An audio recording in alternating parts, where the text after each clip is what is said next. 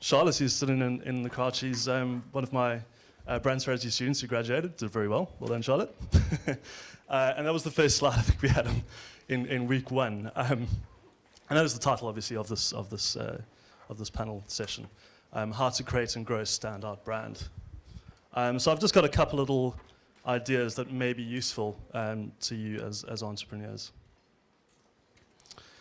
So obviously you start with a big idea and you're thinking big, you're thinking about all different potential applications of this idea. You don't actually know from the start whether it's going to be successful. So it could be an absolutely brilliant idea, could be a terrible idea. And I think the degree to which it's brilliant or bad really comes down to a whole lot of things. It could be the audience isn't closely matched and you may want to, maybe a brilliant product but not aligned with the right audience. So you could look at sort of change and modifying that as you go along. And I think Fraser, for example, was talking about his jam company, how those slight modifications on the packaging of the jam actually then, when they resold it to Waitrose, it resonated with that audience.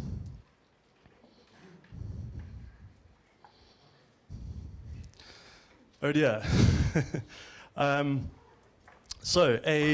This is probably Charlotte will testify that I like to use models in class. I don't really like to use models in class, but I think this is a very simple way of understanding a brand and a very powerful way of understanding a brand. That red line there sort of represents the trajectory of the brand, if you like, the direction it's going. And you start with your products and services. Obviously, this could be anything. This could be a person as a brand. It could be a place as a brand. It could be a whole variety of different applications. And it also there's a philosophy. This is what the company thinks about their brand, where they want to take this brand, the direction they want to take it. And then it's also quite important to have a purpose. Who the customers are, why that matters to them. And then along that line, there's little stories that the brand tells that sort of people embellish upon. Now, I know this is kind of theoretical and it may be a bit dry, but you can at least see, if you were thinking branding is all about strategy and it's all about thinking about the future direction where you take a company. And so this could be an overarching campaign, and there could be little pieces. Social media, for example, could be one of those little micro stories, a campaign within a much larger story arc. And just as an example, so here's Honda. I don't know, has anyone seen this advert? Yeah, show of hands, who's seen it? Absolutely brilliant advert. It's probably certainly my favorite at the moment. Let's try and see it. This may not work. I hope it does.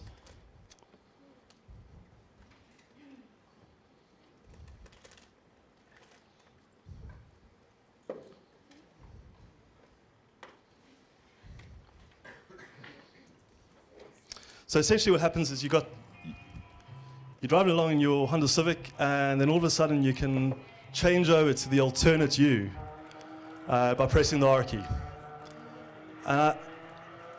It's absolutely brilliant. So they're promoting the Type R Honda Civic, which is a concept car. So here you've got your normal sort of everyday man's car, and this is the much edgier concept Honda Civic. It's absolutely brilliant. I've never seen anything else quite like this. Very impressive sort of advert. And it plays out. Let me see the whole thing. You have 2 minutes to watch it. It's essentially a man, and he's driving to his kids' school to pick them up, to take them to a party. And the alternate view is this guy who's driving to a bank to rob it and steal this sort of golden sphinx from Tutankhamun's tomb or something. But just a brilliant sort of play on. I'll close out. The link's there I'll put this up if you guys want to watch it. But essentially, it plays on that sort of dichotomy, the two sides everyone has, the good side and the evil side. And it taps into human emotion, which I think is quite important and a very powerful thing that brands can use.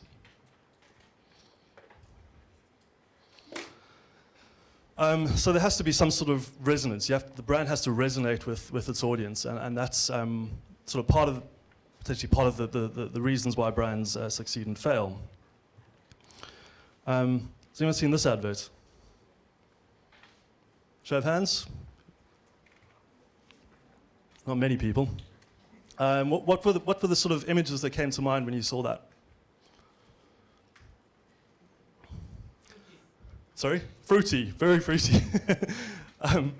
The first impression I had, and I may be totally on my own on this one, but I saw shattered kneecaps and spinal fluid pouring out of someone's back. It wasn't quite the impression that sorry, that's a bit gross.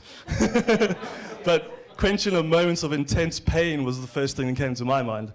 So, obviously you'd need to test this and see if it works with the group, the audience that you're looking at, the type of people that you want to promote your brand to. And it certainly wouldn't work with me, but I don't know if I'm alone on that one. So another example, Ruth is one of our lecturers, complained about this advert, and I think you'd be one of the 240, sorry, I pointed out people I know. Has anyone seen these two adverts, the two Christmas ads? They're brilliant, aren't they? In equal respect, I suppose. This one here by Sainsbury's has got about, I think, 10 million hits, and that's got 16 million on YouTube. But the Sainsbury's one, people complained about it. And I always get sort of analytical about these and probably over-analytical about adverts. It's what I like to do. But I think it's part of the reason is it's become almost too authentic in a way. It's too realistic. We like to have that separation between what is real in life and adverts which are generally quite fake but openly fake, and we kind of bode with that. Whereas the John Lewis ad, I mean, they introduced things like Pingu and played on our emotions, and to good effect. And I tried to suggest this to the South African Tourism Board, that they try and promote, use the penguins to promote tourism. We have a penguin colony in Cape Town. They didn't latch on too quickly, and the sort of hits went up, and they didn't use that, but it may not be a brilliant idea. I don't know if you can read that, actually. What's it say? Certainly not this is not a wrench. This is having complete confidence in myself and knowing how to fix things. So, which is a great sort of metaphor. Theodore Levitt is one of the marketing experts, talks about that, how it's what you can do with the item rather than the item itself. And then these adverts, have you seen these for HSBC? Often see them in the airports. Absolutely brilliant. Again, sort of drawing on the differences that people have, and that's something that's very human. We resonate with that very well, and it's a very successful campaign. You know, one man's holiday is another man's hell, and so forth. Which brings me to authenticity. And this is something that I've been sort of really interested in. And we've had, Alex was talking about authenticity quite a lot. Being yourself, you know, do what you do best, and keep playing to your strengths. Has anyone heard of this brand, Johnny Cupcakes? I love this brand. It's just a very cool brand, and it uses. So here, you know, this is, you go into their website and they're talking about their employees, and Lorraine's part of the family. She's not a staff member; she's part of the family. And they don't have sort of stocks of T-shirts. They've got bakeries where they make these T-shirts. It's a really cool sort of idea. And that's the founder of the company, this crazy guy called Johnny, God, I don't know what his name is. He goes by the name of Johnny Cupcakes, and there you can see the T-shirts being sold in the sort of bakery format. But there's something really cool about this brand. The thing that I like most about it is that they collaborate with things, other companies like Hello Kitty, the Ninja Turtles, and through those collaborations, they're drawing on something that already exists. They're latching onto ideas that are already there, and they can use them to catapult themselves into an area of success that wasn't there before. It's almost like a thermal. You can't see it. It's this intangible thing that you use to launch yourself. Right, which brings you to, basically we're working here on an acronym of BRAND, if you didn't get that, Lydia's suggestion. So needs, understanding the customer's needs, that's obviously very important, and it ties into the resonance of the brand, where the customers have resonance.